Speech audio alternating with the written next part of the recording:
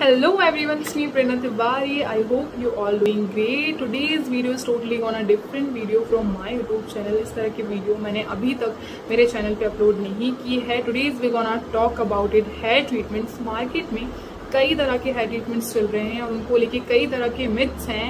क्योंकि मैंने भी एक ट्रीटमेंट कराया हुआ था तो आई just thought let's be honest about it and let's talk about it. Myths तो चलते रहेंगे बट हमारा जितना 100% हम इस चीज़ में दे सकते हैं, जितना ऑनेस्टली हम दे सकते हैं, उसके बारे में तो हमें बात करनी ही चाहिए. लाइक सो पास्ट 15 मंथ्स मैंने ये चीज़ को ऑब्जर्व किया है एंड उसके बाद मैं यहाँ पे आई हूँ इस चीज़ के बारे में बात करने के लिए. मुझे एक्चुअली रीज़न ये था पार्लर में जाके इस चीज़ को कंसिडर करने का कि मुझे एक हेयर ट्रीटमेंट कराना है. I was having frizziness in my hairs, जो बहुत कॉमन प्रॉब्लम है. लगभग लड़कियां सभी होंगी ऐसी जो एग्री करेंगी जिनके बालों में ये प्रॉब्लम होती है.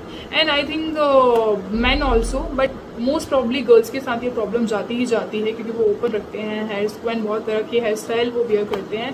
दैट्स द थिंग कि वो चीज़ होती ही होती है. So my common problem was that only कि मुझे फ्रिजीनेस को कम करना है और मुझे बालों को और मैनेजेबल बनाना है. So just let's go for the treatment, देखते हैं क्या होता है. ऑल्सो मुझे एक चीज़ भी थी कि मुझे जानना था कि ट्रीटमेंट कितने कॉस्टली हैं, कैसे रन करते हैं, बाद में इफेक्ट्स क्या होते हैं, क्या क्या प्रॉब्लम्स आती हैं जो मैंने इंटरनेट पे सुन रखी थी कि ये हो जाता है वो हो जाता है.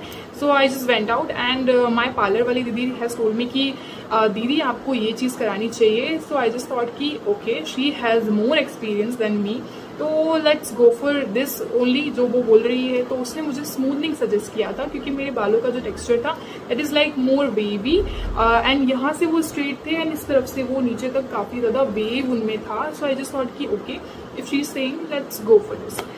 प्रोसेस की अगर मैं बात करूँ तो प्रोसेस बहुत सिंपल है. लाइक कोई भी आप ट्रीटमेंट लेने जाओगे हेयर्स पे तो वो आपके हेयर वॉश करेंगे ही एंड साथ में बहुत सारी चीज़ें जो वो मेंटेन करते हैं, लाइक डिटेंगल करते हैं योर हेयर. आप एक बात समझिएगा कि अगर आप खुद अपने हाथों से कोई चीज़ करते हैं अपने हेयर में या बॉडी में कहीं पर भी, उसके इफेक्ट्स थोड़े अलग होते हैं, उसका फील थोड़ा अलग होता है. जब someone else is doing the same thing वो चीज़ हमें कहीं ना कहीं लगती है कि वो खींच रहे हैं बालों को या वो प्रॉब्लम कर रहे हैं, अरे ये तो उन्होंने इस तरह से ट्रीटमेंट किया है and this treatment is very hard. ऐसा कुछ भी नहीं है. ट्रीटमेंट नॉर्मली ही जाता है जैसे कि हम घर पर भी अपने हेयर वॉश करते हैं या हम डाई करते हैं हेयर्स को, कोई भी चीज़ हम करते हैं तो दैट इट टेक्स प्रोसेस और उस चीज़ में थोड़ा बहुत टाइम लगता है and that time is like probably 1.5 hours मैं बोलूँगी या आप 1.5 से 2 घंटे मान के चलिए. इतनी ही प्रोसेस होती है जिसमें वो 2 बार या 3 बार लगभग आपके हेयर वॉश कर लो ड्राई करते हैं. ये चीज़ उसके अंदर जाती है एंड क्योंकि वो केमिकल को आपके हेयर में डालना होता है इसलिए वो थोड़ी सी खींचातानी तो चलती है बट वो इतनी हार्ड प्रोसेस नहीं है कि हम हैंडल नहीं कर सकते, या ऐसा नहीं है कि वो बिल्कुल बालों को तोड़ ही देते हैं, ऐसा कुछ भी नहीं है. प्रोसेस बहुत ही नॉर्मल रहती है जैसे नॉर्मल हो सकती है. स्पा भी जाते हैं उसकी प्रोसेस होती है वैसी. तो ये प्रोसेस के बारे में. इसके अलावा मैं बात करूँ तो कैसा क्या इसका टाइमिंग रहता है तो पार्लर वाली दीदी आपको यही बताएंगी कि इसकी टाइमिंग जो है वो लगभग 6 महीने से 1 साल रहती है. अच्छा हो सकता है अगर ये आपके बालों पे उससे एक्स्ट्रा टिक जाए. Like right now you can see my hair. मेरे हेयर का टेक्सचर आप यहाँ से जैसा मैंने बोला था कि बेबी है, they are smooth, they are manageable, they are like straight. अभी मैंने इनको बिल्कुल भी डिटेंगल नहीं किया है बट यही मेरे हेयर का टेक्सचर है फिलहाल. मैंने कॉम्ब भी नहीं किया है. This is like my natural hair without combing. इसी तरह से ये हेयर का टेक्सचर है मेरा एंड अभी ट्रीटमेंट को कराए हुए मुझे लगभग 15 मंथ्स हो चुके हैं. मैं तब से इसको रन कर रही हूँ. लाइक पूरा 1 साल से ऊपर हो गया है एंड मुझे बिल्कुल पूरा चांस है कि लगभग पूरा 2 या 2.5 साल आराम से जाएगा और हो सकता है उसके बाद भी. इसका एक पॉइंट रहता है किसके बालों पे ये कितना टिकेगा, ये बालों पर ही डिपेंड करता है. ये बिल्कुल वो दीदी भी आपको नहीं बताने वाली है, ना ही आपकी कोई मेजर डॉक्टर ही आपको बताने वाले हैं कि वो कितनी देर तक टिकने वाला है. उन्होंने जो बताया दैट इज बेसिक पॉइंट कि वो 6 महीने से 1 साल तक पक्का टिक जाएगा. उसके बाद हम गारंटी नहीं ले सकते क्योंकि उसके बाद आपकी हेयर्स पर ही डिपेंड करता है. जैसे कि मेरे हेयर्स थोड़े बहुत तो स्मूथ थे एंड थोड़े बहुत वो स्ट्रेट भी थे, तो उन पर जब ये स्मूथनिंग आई तो उसकी बेस पर वो बहुत ज़्यादा फ्रिज फ्री तो हो ही गए हैं बट साथ में मैनेजेबल होने की वजह से ये इतने ही स्ट्रेट हो गए हैं एंड ये लॉन्ग टर्म के लिए इस तरह रहने वाले हैं. I know the difference. But अगर आपके बाल बहुत ज़्यादा कर्ली हैं, बहुत ज़्यादा ही अनमैनेजेबल हैं, वहाँ ये चीज़ प्रॉब्लम करेगी. वहाँ पार्लर वाली दीदी इज़ राइट क्योंकि वो 6 महीने या 1 साल के बीच में ही काम आपका हो जाएगा बालों का. लाइक 7 मंथ मैक्स है जो वो टिक जाएंगे आपके बाल, अदरवाइज नहीं। ये चीज सिर्फ और सिर्फ आपके हेयर पे डिपेंड करती है कि आपके हेयर के टेक्सचर्स को कितना ज्यादा ऑब्जर्व करता है और उस ऑब्जर्विटी के साथ वो कितना ज्यादा उसको देर तक रखता है। मेनली कुछ लोगों के साथ मैंने ये देखा है कि वो 3 इयर्स 4 इयर्स इवन 5 इयर्स तक इसी तरह से स्ट्रेट हेयर लेकर घूम रहे हैं। जब वो यहाँ से आपकी ग्रोथ आती है तो जो आपके नेचुरल हेयर हैं वो यहाँ से वैसे ही आएंगे। उसमें आप बिल्कुल ये नहीं कह सकते कि आपने स्मूथनिंग कराई है तो उसी तरह के हेयर आएंगे, नहीं।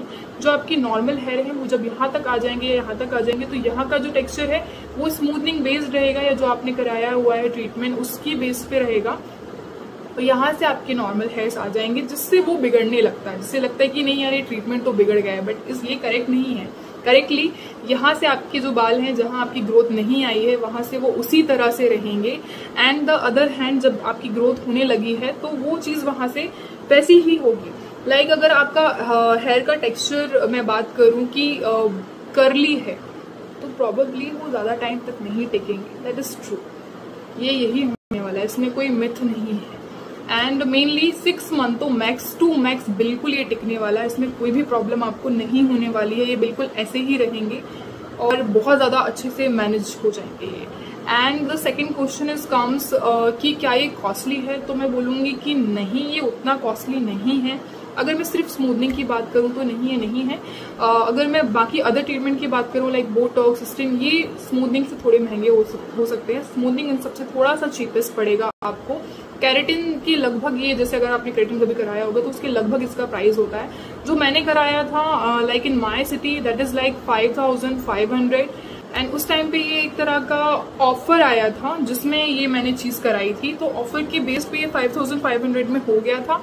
एंड वो चीज मुझे ठीक लग रही थी, सो ये थोड़ा सा चीपेस्ट हो सकता है, बट एक पीरियड ऑफ द टाइम के साथ ये जितना मैनेजेबल रहता है उससे अगर मैं उसको मैच करके देखूं तो ये बहुत ज्यादा सही पड़ा है मुझे। तो कॉस्टली तो मैं नहीं बोलूंगी इसको कि आप ले रहे हैं, हाँ, बट एक चीज जो है इसमें कॉस्टली जो लगती है वो है इसके प्रोडक्ट्स। आफ्टर द ट्रीटमेंट ये आपको कुछ शैम्पू, कंडीशनर और एक सिरम यूज करने के लिए देंगे, वो इतना कॉस्टली होता है कि आप उसी को देखकर पीछे हट जाएंगे कि हमें ये ट्रीटमेंट कराना ही नहीं है। ये एकदम करेक्ट बात है कि वो लगभग आपको, जैसे कि शैम्पू की अगर मैं बात करूं तो दैट इज लाइक 1500 के आसपास आपको कोई शैम्पू रेफर करेंगे। एंड सेम गोज विथ आपका जो कंडीशनर है एंड सीरम ऑल्सो 700-800 के आसपास का। जबकि आप इन पैसों से ज्यादा बेटर कोई चीज ले सकते हैं जिसमें सिर्फ इतना होना चाहिए कि product sulphate free and paraben free होने चाहिए, दैट्स इट।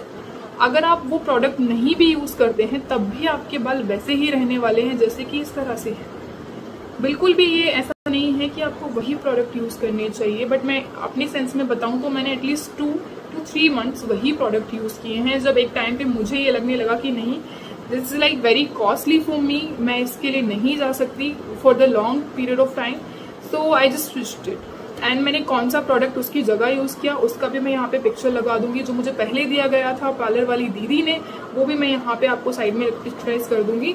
ऐसा नहीं है कि वो प्रोडक्ट खराब है, नहीं, वो प्रोडक्ट भी बहुत अच्छा है, बट उसका जो कॉस्ट है that is like very high, so I just switched it. And इसके बाद भी आप देख सकते हैं कि कोई फर्क नहीं आया, ये बिल्कुल वैसे ही हैं, उतनी ही मैनेजेबल हैं, उतनी ही चीजें आराम से मैं इनके साथ कर पा रही हूँ।